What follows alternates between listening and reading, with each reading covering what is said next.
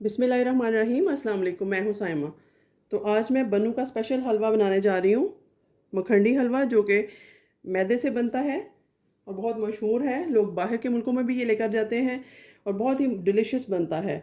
आप बनाकर देखिएगा, यकीनन आप इंजॉय करेंगे। पहले हमने बनाया था सूजी का, आज हम बना रहे हैं मैदे का। तो सबसे पहले मैंने देगची को गर्म कर लिया है। यहाँ मेरे पास डालडा बनास्पति घी है, ये डाल दूँगी 1 प्याली के करीब। तकरीबन थोड़ा ज़्यादा इसमें ऑयल जाएगा या घी जाएगा, अगर आपके पास देसी है तो और अच्छा बनेगा। तकरीबन 1.5 प्याली के करीब मैंने डाल दिया है। और इसमें खुशबू के लिए अगर आप चाहें तो इलायची डाल सकते हैं। तो अभी यहाँ मेरे पास इलायची अवेलेबल नहीं है। तो देखिए क्या करना है, घी गर्म हो चुका है। इसमें सबसे पहले टिप ये है कि हम इसमें पानी डालेंगे। सादा पानी आप ले लें, टैप वाटर, जो कि है तकरीबन 1.5 गिलास के करीब। यहाँ पर मैंने पानी डाल दिया है। जैसे ही घी गर्म हुआ, पानी बॉईल हो चुका है। अब इसमें हम तकरीबन 1.5 प्याली के करीब चीनी डाल देंगे। तो अब हम इस चीनी को बिल्कुल कैरमलाइज वाले कलर का करेंगे, भूनते जाएंगे, पानी और घी में भुनाई करेंगे।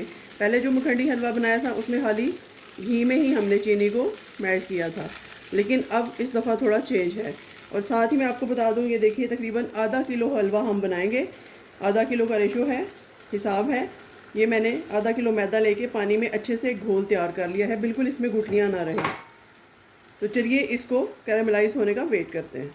यहाँ पर देखिए ये स्टेज आ गई है। 4 मिनट हो गए इसको भूनते हुए मीडियम हीट पर। जैसे ही इसका कलर गोल्डन ब्राउन होगा, फिर हम इसमें मैदे की लई डालेंगे। तो यहाँ पर देखिए जी गोल्डन ब्राउन हो चुका है। बहुत ज़्यादा गोल्डन नहीं हम करेंगे, इसको थोड़ा गोल्डन वाइट रहना चाहिए। तो तकरीबन 15 मिनट तक मैंने इसकी भुनाई की है। अब यहाँ पर हम अच्छे तरीके से मैदे की लई डाल देते हैं, लेकिन उससे पहले हम चूल्हे को बंद कर देंगे और साथ साथ इसको हिलाते जाएंगे। ये देखिएगा इस तरीके से।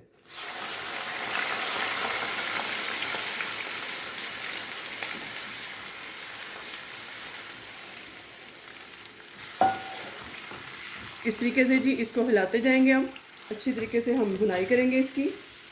थोड़ी देर बाद हम चूल्हे को ऑन करते हैं और इसको साथ साथ, थोड़ा ज़ोर लगेगा लेकिन इसको हिलाते जाएंगे और ये पकता जाएगा।